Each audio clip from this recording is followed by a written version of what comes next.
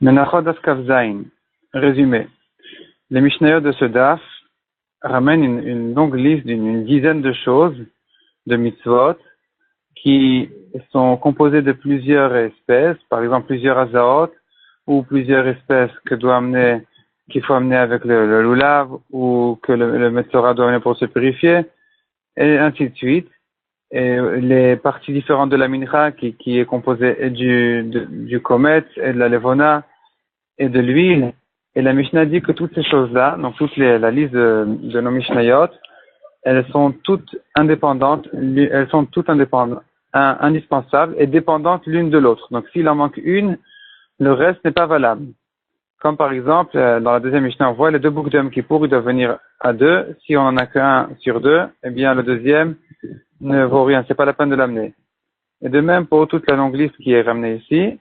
Au passage, la Gemara ramène Machloket, est-ce que le lulav doit être attaché avec les autres espèces ou pas? Et ensuite, la Gemara revient au azaot. Donc, les azaot qu'il faut faire des korbanot, il faut faire toutes les 7 azaot à chaque fois. Et s'il en manque une, c'est parce que la Gemara ramène toutes les drashot. Ensuite, la Gemara, elle ramène une contradiction entre deux braïtot en ce qui concerne les azaot. Kol halashon. De la paradouma. Donc, on doit asperger du sang de la paradouma de la vache rousse vers le Bet Amikdash. Si il l'a fait chez le Lishman, donc il a fait ce sang-là pas au nom de la paradouma, mais pas en tant que paradouma, mais en tant qu'un autre korban, un korban ola, un korban shlamim, eh bien c'est pas soul. Si il a aspergé pas en direction du Bet Amikdash, on a une contradiction entre les deux braïtot, si c'est pas soul ou kasher. La Gemara ramène là-dessus quelques réponses.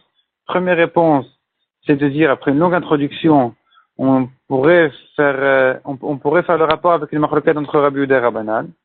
Donc, selon Rabbi Yehuda, quand la Torah elle dit, El Nochach, il faut faire vers le Al-Moed, c'est qu'en direction et pas ailleurs. Si ça a été fait ailleurs, c'est pas soul.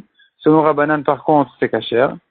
Deuxième réponse, c'est de dire que ça dépend comment il était situé le Kohen. S'il était situé vers le Echal et qu'il a fait même des côtés, c'est kasher, tandis que s'il était situé entre le nord et le sud, donc il était vraiment pas en direction du Bet Amikdash qui se trouve à l'ouest, dans ce cas-là, c'est pas soul.